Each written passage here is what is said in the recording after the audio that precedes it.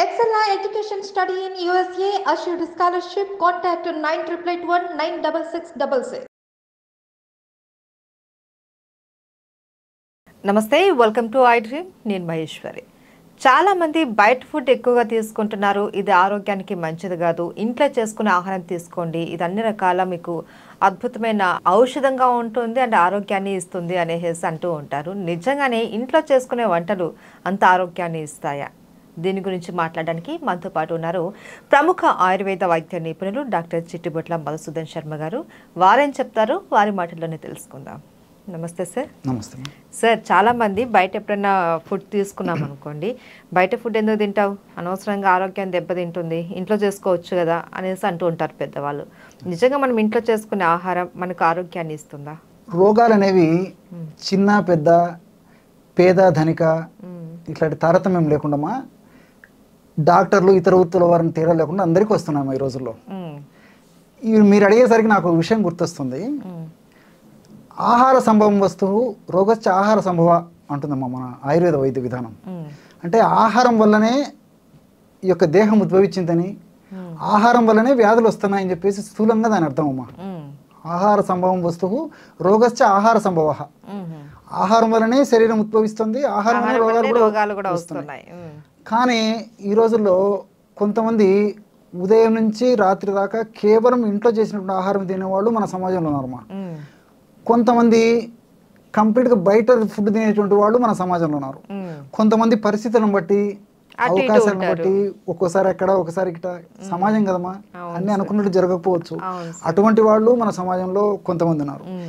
ఏది ఏమైనప్పటికీ ఒక వ్యక్తికి, ఉదాహరణకి చెప్తాను చూడమ్మా, ఒక వ్యక్తికి ఒక వ్యాధి వచ్చిందనుకోండి, ఆ వ్యాధి పీడితుడు బయట ఎటువంటి ఆహారం తీసుకోడు. అప్పుడు అతనికి వ్యాధి వచ్చినప్పుడు అతను ఏమనుకుంటా అంటే, నేను అసలు బయట కనీసం కాఫీ టీ కూడా తాగను కదా, నాకెందుకు ఇంత జబ్బు వచ్చింది, నేను బయట ఇడ్లీ తినను, మిగతా వాళ్ళు అందరినీ తింటుంటారు, నాకెందుకు ఇంత జబ్బు వచ్చిందని చెప్పేసి బాధన పడుతుంటాడు. ఎవడైనా వాస్తవంగా జనరల్గా అలాగే బాధపడుతుంటారు. సరే, అతనికి సంబంధించినటువంటి బంధువులు కానీ, ఆత్మీయులు కానీ, శ్రేయోభిలాషులు కానీ, మిత్రులు కానీ, వీళ్ళందరూ ఆ యొక్క పరామర్శించడానికి వచ్చినప్పుడు కానీ, అతని యొక్క జబ్బు గురించి తెలిసినప్పుడు కానీ చేసి, ఏంటబ్బా నిజంగానే వాడంత జాగ్రత్తగా ఉంటాడే, బయట ఆహారం తీసుకోడు, కాఫీ తాగడు, ఏదైనా జంక్ ఫుడ్ ఫాస్ట్ ఫుడ్ తీసుకోడు, హోటల్ ఫుడ్ తీసుకోడు, బయటికి పోయిన ఏదో పళ్ళు పొలాలు తీసుకొని మళ్ళీ ఇల్లు చేరుకుంటాడే, ఎలా వచ్చిందబ్బా అని చెప్పేసి ఆశ్చర్యపడుతుంటారు. అది కూడా మీరు గమనిస్తుంటారు. కానీ చాలామందికి దీని ఉన్నటువంటి ఆ కిటుకు అంతర్గతంగా ఉన్నటువంటి చాలామందికి అవగాహన లోపంతో ఇదైపోతుందమ్మా.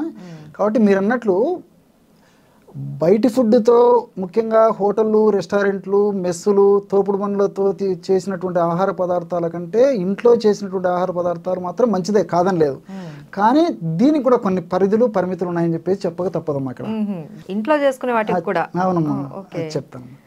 ఎందుకంటే పూర్వకాలము ఏమైందంటే మా సాంప్రదాయబద్ధంగా ఉమ్మడి కుటుంబాలు ఉన్నప్పుడు ఏం జరిగేదంటే, కుటుంబ సభ్యులందరూ వాళ్ళు పెద్దలు చేసినటువంటి వంట తినేవాళ్ళు. అందులో ఆర్థిక స్థితిగతులు కూడా ఇప్పటితో పోల్చుకుంటే అంత ఉండేవి కావు, వసతులు ఉండేవి కావు, ఇన్ని సౌలభ్యాలు ఉండేవి కావు, ఇన్ని ఐటమ్స్ దొరికేవి కాదమ్మా. సో పూర్వం రోజుల్లో అట్లా చేసుకునేవాళ్ళు, అది తినేవాళ్ళు. వాళ్ళ సంతతి నెక్స్ట్ జనరేషన్ కూడా అట్లా జరిగేది. వాళ్ళ పిల్లలు కూడా అదే పాటిస్తూ అదే పద్ధతిలో కొనసాగించడం జరుగుతుండేది. ఈ రోజుల్లో న్యూక్లియర్ వ్యవస్థమా, భార్య భర్త ఒకరు ఇద్దరు పిల్లలు అయిపోయాయి, గెరగీసేసినట్టు అయిపోయింది. సో ఆర్థిక వ్యవస్థలు కూడా మెరుగుపడిపోయినాయి, వీళ్ళకి సౌలభ్యాలు పెరిగిపోయినాయి, కంఫర్టబిలిటీస్ పెరిగిపోయినాయి, వసతులు పెరిగిపోయినాయి, వస్తువుల లభ్యత పెరిగిపోయింది. సో అన్నీ పెరిగిపోవడం ఏంటంటే, సో న్యాచురల్గా బయట ఫుడ్ మీద కొంత ఆసక్తి మొదలుకోవడం మొదలైంది. అదొకటి. రెండోది ఏంటంటే, ఈ రోజుల్లో నాగరికత పుణ్యం అని చెప్పేసి, తర్వాత ఈ యొక్క నాగరికతతో పాటు సాంకేతికత పుణ్యం అని చెప్పేసి, ముఖ్యంగా మహిళా వాళ్ళు ఈ సోషల్ మీడియా ద్వారా కానీ, తర్వాత ఈ టీవీ, ఈ వాట్సాప్ ప్రోగ్రామ్, వీటిని ఒకరికొకరు షేర్ చేసుకోవడం, యూట్యూబ్స్, ఇలాంటి వాటి ద్వారా ఏం చేస్తున్నారంటే కొత్త కొత్త వంటకాలు కూడా నేర్చుకోవడం మొదలుపెట్టారు. కుటుంబం మంచి వంటలు చేసుకొని తీసుకోవాలని చెప్పేసి. సో ఇంచుమించు హోటల్లో బయట దొరికేటువంటి ఫుడ్స్ అన్నీ కూడా వీళ్ళే సొంతం నేర్చుకొని తయారు చేసుకునే స్థాయికి ఎదిగారమ్మా చాలా కుటుంబాల్లో. రెండవది ఏంటంటే, హోటల్లో ఎప్పుడోసారి తినేసేటువంటి పరిస్థితి ఉండేది. ఈ రోజుల్లో హోటల్లో ఏమేమి దొరుకుతున్నాయో ఆ పదార్థాలని ఇంచుమించు ప్రతిరోజు మన ఇంట్లో చేసుకునేటువంటి పరిస్థితులు ఏర్పడినాయి. ఇంకొక పాయింట్ ఏంటంటే, ఈ బర్త్డేలు, తర్వాత ఈ మ్యారేజ్ డేలు, ఫంక్షన్స్, పెళ్ళిళ్ళు ఇలాంటివి జరిగినప్పుడమ్మా ఎప్పుడో ఒకసారి అకేషన్లోనే ఈ స్వీట్స్, మసాలాలు, కార పదార్థాలు ఎక్కువ తయారు చేసుకుని వాడేటువంటి పరిస్థితి ఉందమ్మా ఏదైనా ఫంక్షన్స్కి వెళ్ళినప్పుడు. కానీ ఈ రోజుల్లో ఏమంటే ఈ సాంకేతికత, నాగరికత పుణ్యమని చెప్పేసి ఆడవాళ్ళు ఏమని చెప్తున్నారంటే వెరైటీ ఫుడ్ ఉండాలనే ఉద్దేశంతో అవి నేర్చుకొని ఈ మీడియా ద్వారా ఇంట్లో తయారు చేయడం మొదలుపెట్టారు. సో ఇవన్నీ కూడా తెలిసి తెలియకో ఇబ్బంది పెట్టేటువంటి పరిస్థితి ఏర్పడుతుందమ్మా. రెండవది ఏంటంటే బట్ హోటల్ ఫుడ్తో పోల్చుకుంటే ఇంటి ఫుడ్ మంచిదని చెప్తున్నాను అమ్మా. దీనికి రీజన్ ఏమంటే హోటల్లో ఈ ఉప్పు, కారము, మసాలా, నూనెలు ఎక్కువ దట్టిస్తారమ్మా. మన ఇంట్లో అంత పరిస్థితి ఉండదు. రెండవది ఏమంటే నూనె విషయం ముఖ్యంగా మనం ఆలోచన చేసినట్లయితే హోటల్స్లో సర్వసాధారణంగా ఏదో కొన్ని హోటల్స్ మినక 100లో 90% హోటల్స్లో కూడా ఈ ఆయిల్స్ మరలా కాస్తుంటారమ్మా. అది ఎందుకంటే ఆ విధంగా నంబర్ ఆఫ్ టైమ్స్ కాచడం వల్ల ఆక్రోలిమిడ్ అని చెప్పేసి కొన్ని కెమికల్స్ ఉత్పత్తి అవుతుంటాయి మా దాంట్లో.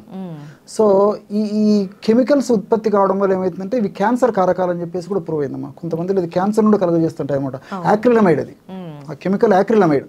సో నూనెను ఎక్కువ సార్లు మనం మరిగించడం వల్ల యాక్రిలమైడ్ అనేటువంటి రసాయన పదార్థం ఉత్పత్తి అవుతుంది అనమాట. సో మన ఇళ్లలో జనరల్గా అన్నిసార్లు కాచమమ్మా. కలర్ మారిపోయినా, నల్లగా అయిపోయినా, స్మెల్ ఏదైనా వచ్చినా జనరల్గా వాడడం, అది పక్కనే పెట్టేస్తాం. సో కాబట్టి ఏమంటే దాంతో పోల్చుకుంటే కొద్ది సేఫ్టీ అనమాట. ఏదేమైనా మీరు అడిగినట్లమ్మా బయటి ఆహారంతో పోల్చుకుంటే ఇంటి ఆహారం మంచిదే. కానీ మనం వాడేటువంటి ఉప్పు, నూనె, మసాలా, కారాలు అవసరానికి మించి ఎక్కువ వాడుతున్నాము. కాబట్టి వీటి వల్ల సమస్యలు కూడా వస్తున్నాయి.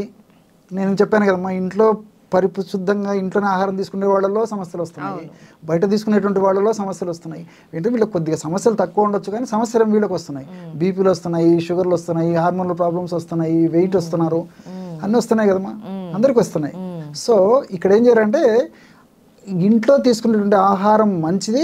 దీంట్లో కూడా ప్రకృతి సిద్ధమైనటువంటి ఆహారాన్ని ప్రిఫర్ చేయాలమ్మా. ఉప్పు, కారం, మసాలా, నూనెను తగ్గించేసి ప్రకృతి సిద్ధంగా దొరికేటువంటి పళ్ళు, dry nuts, dry fruits, vegetables, ఇట్లా సహజ సిద్ధమైనటువంటి ప్రకృతి సిద్ధమైనటువంటి ఆహారాన్ని ఎక్కువగా ఉడికించకుండా, వండకుండా, దేవకుండా, తర్వాత వేయించకుండా, ఇలాంటి ప్రాసెస్లను చేయకుండా సహజ సిద్ధమైనటువంటి పదార్థాన్ని మనం తీసుకునేటువంటి టోటల్ ఆహారంలో, అంటే ఆహారం ఒక 100% అనుకుంటే మనం తీసుకునే ఆహారంలో కనీసం 60% అన్నా ఇలాంటి న్యాచురల్ ఆహారానికి ప్రాధాన్యత ఇస్తే మనం తెలుసో తెలియకో తప్పని పరిస్థితుల్లో ఈ విధంగా ఇంట్లో చేసుకునేటువంటి పదార్థాలు ఉన్నాయి కదమ్మా, మనం వండుకునేటువంటి పదార్థాలు వల్ల జరిగేటువంటి హాని ఉండదు. కాబట్టి ఆరోగ్యవంతమైనటువంటి జీవితం గడుపుకోవచ్చు. 100 సంవత్సరాలు ఆరోగ్యంగా మంచి జీవితం గడుపుతారమ్మా. రైట్. సో బయట దొరికే ఫుడ్ కన్నా ఇంట్లో చేసుకునేది మంచిది. కాకపోతే అందులో మనము కొద్దిగా సహజ పద్ధతుల్లో చేసుకొని తినడం అన్నది మనకు ఆరోగ్యాన్ని రెట్టింపుగా చేస్తుంది. చేస్తుందమ్మా. Okay, right. Thank you so much sir.